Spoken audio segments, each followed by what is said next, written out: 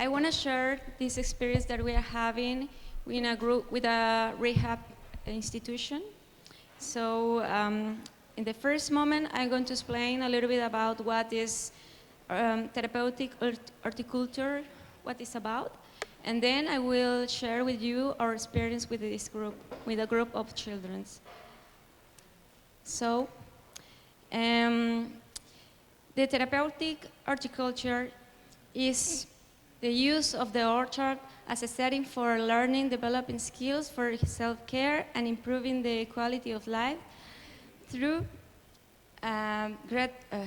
greater interaction with plants and the natural environment. It's basically the main idea, but you will see that we are trying to go along. The basis of therapeutic horticulture is based on the main idea that man is a kind of animal, so we are an intelligent animal. We have a very complex society, but we are still having instincts. So we create a very plastic world, and that world is taking us away or nature. So that's why we are developing so many diseases and feelings that never happened before when we were more connected with the land, with the environment. So now the scientists agree with this idea that is not such a big discovery, but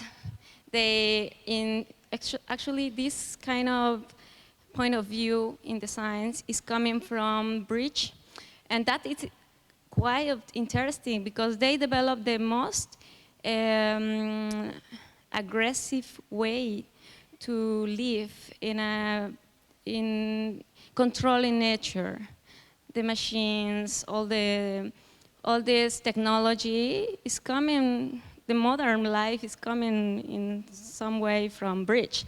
So maybe some of them realized that something was wrong with that model of life, and they start to study this kind of theories or developing these theories. So the most literature that I have is coming from Bridge, but we are finding more literature from Spain too.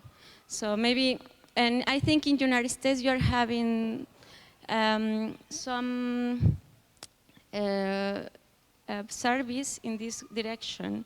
I'm not so involved in North America literature, but I see that you have some institutions. So I think you should have literature also. And well, the benefits of this kind of therapy can impact physical, emotional, cognitive, social, and like an extra point is to give the access to the natural environment. This is more clear when you are living in a big city. For example, Mexico City is one of the biggest cities in the world. I'm living in Guadalajara. Well, I used to live in Guadalajara. Now I'm living in a smaller city close to Guadalajara. But Guadalajara is this kind of big city now. We are like 8 million of people there, so it's a big city. And they have the contact with the environment is just some green spaces in the city, so it's not too much. It's not something that you can enjoy, like have a forest or to walk around. That is not a possibility. You have to go out to the city and drive maybe more than 1 hour, 2 hours to arrive to a nice place. So most of the people can't do that. So they are living in a glass house. Just imagine that the impact to wake up, and if you go out to your house, you only see buildings. It's not nature. It's kind of that makes you psychologically like have a short vision of the world, because you can see, and Guadalajara is a valley, yes? And there is no mountains close, so you don't have any idea where you are. You can lose very easily. And that felt, I didn't notice that. I didn't realize that. Since I was in Bolivia, the people is surrounded of mountains, and people knows how to come back if they don't know the streets, but they can point to direct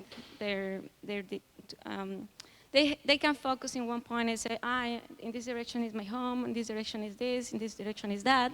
But in Guadalajara, you have no sense. You cannot move.